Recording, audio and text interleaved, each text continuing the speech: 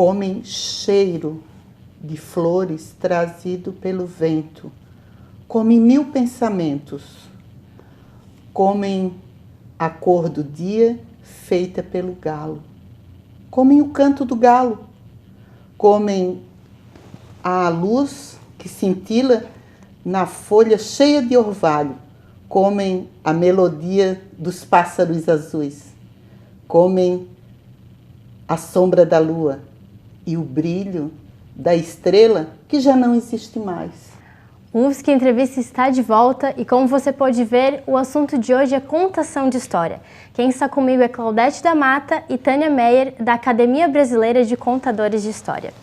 Claudete, quais os benefícios de contar história em relação à imaginação das crianças? Como isso instiga a imaginação?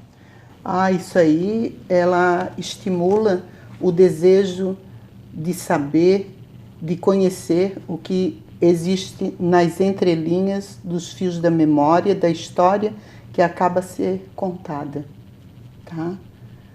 Faz com que a criança fique com gostinho de quero mais, mas isso depende da intensidade da arte do narrador, tá? Do seu desejo de informar, do seu desejo de estimular, do seu desejo de querer fazer com que a criança consiga imaginar e queira imaginar. E depois ela possa sair por aí a contar a partir do que ela conseguiu criar pelo encantamento, tá? De tudo aquilo que ela ouviu do contador, que pode ser a sua mãe, que mesmo, como disse a Tânia no bloco anterior, mesmo que os pais cheguem cansados em casa. Eu cansei de fazer isso com os meus filhos também. Trabalhava de manhã, à tarde e à noite, não pergunte como. Trabalhava fim de semana ainda, né? Saindo pelo estado de Santa Catarina, ensinando outras pessoas também a narrar histórias, como trabalhar isso dentro da família e na sala de aula. E eu ainda encontrava um tempinho para chegar em casa, sentar no carpê, na época do carpê, há 25 anos atrás, 20 anos atrás, eu sentava com os meus 2 filhos e antes de dormir também eu contava histórias. Por quê? A importância.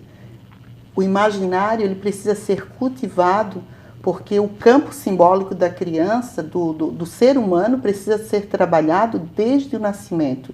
Tem pessoas que dizem, eu não vou contar história para um bebê porque ele não vai entender nada. Eu vou tocar um violão, que ele é mais pelo som, pelas luzes, pelos movimentos. Não.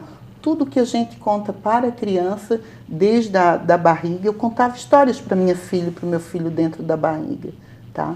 Então, eu lia para eles dentro da barriga, eu lia, porque eu descobri que o feto aprende. Então, a criança que está dentro de mim, ela já tem o potencial de aprendizagem, tá? Por meio da oralidade, do nível da voz, da intensidade do meu querer, que eu passo isso. É uma energia criada, é uma energia abençoada, uma energia cheia de luz, que ela viaja por todos os universos, né? Ela tem essa potencialidade de chegar até outras pessoas. Então, os pais precisam saber disso, sabia? Precisam alimentar os fios da memória dos seus filhos desde antes do nascimento, tá? E os avós também são importantes nessa hora, porque os meus pais não contaram histórias para mim. Eu ouvi as anedotas da minha avó Filomena, tá? Os pasquins, que ela era da época do pasquim, ela era uma pessoa que não sabia ler e nem escrever, mas tinha um potencial imaginativo e criativo muito, muito bem elaborado, e ela criava isso e recitava. Então eu aprendi muito a contar histórias com a minha avó. E os meus filhos, eu estimulava isso porque isso enriquece. E esta prática ela faz com que o adulto colabore com o crescimento de uma criança que vai vir a ser um adulto saudável, tá? Porque as crianças de hoje, elas falam muito com os dedos, né? Com os olhos, na televisão, no videogame, no computador, enfim. Nós temos as rodas de histórias, nós temos os contadores de histórias, mas poucos pais ainda levam as crianças para ouvir histórias. E eles dizem que não tem tempo de contar. Tempo se arruma. E o tempo, outro tempo, né? O tempo disse para o tempo, perguntou para o tempo quanto tempo tem. O tempo respondeu para o tempo, né? Que o tempo tem tanto tempo quanto o tempo tem. Então, essa questão do tempo também é outra coisa, assim, outro elemento que atrapalha alguns narradores, sabia? Em cena. Porque quando a história está interessante, quando o contador está interessante também, fica aquele gostinho de quero mais, como ficou na infância da Tânia, tá? Que o pai pedia para o outro dia. Esse pai poderia ficar a noite toda contando histórias para vocês e vocês não iam nem ver o tempo não importa passar. Nesse momento. Tá? E isso acontece também em cena quando o narrador está diante da sua plateia. Por isso que eu brigo com alguns colegas que dizem assim, não, uma criança não aguenta mais do que 15 minutos. Eu conto histórias longas de 19 páginas de um livro, tá, para crianças e elas ficam ali e nem vê o tempo passar, porque tudo depende da qualidade da narrativa, tá, e do narrador. Como é que ele se permite a isso, né? Então, o tempo é só o tempo do relógio que atrapalha o adulto, porque quando ele é interessante, ninguém vê o tempo passar. Tânia, como incentivar essa prática da leitura hoje em dia? Nas escolas e em casa?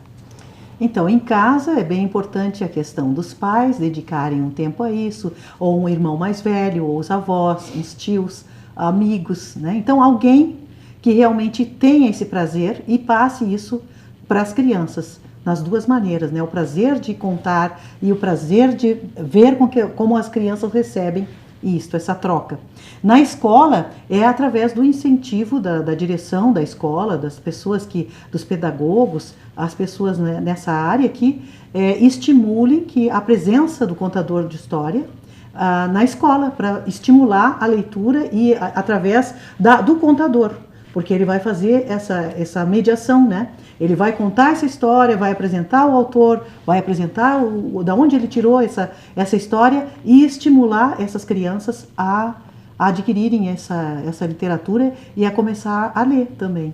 Então, depende muito do interesse da escola em também dar essa bagagem para os seus alunos. O UFSC Entrevista de hoje fica por aqui. Eu queria agradecer a presença da Claudete e da Tânia. Muito obrigada pela presença. Eu agradeço também, né? Muito pelo convite. Você que sai de casa, muito obrigada pela companhia. Continue nos acompanhando aqui na nossa programação, na nossa página do Facebook e se inscreva no nosso canal no YouTube. Nós vamos fechar esse UFSC Entrevista com mais uma canção da Claudete e da Tânia. É tempo de ouvir e de se encantar com tantas coisas lindas que temos pra contar. É tempo de ouvir e de se encantar com tantas coisas lindas que temos pra contar. Tempo de história, ativar memória, tempo de alegria e voltar à fantasia, tempo de poema, inventar um tema, tempo bem gostoso de escutar com gozo esses contadores de histórias, esses contadores de histórias. E começa, era uma vez.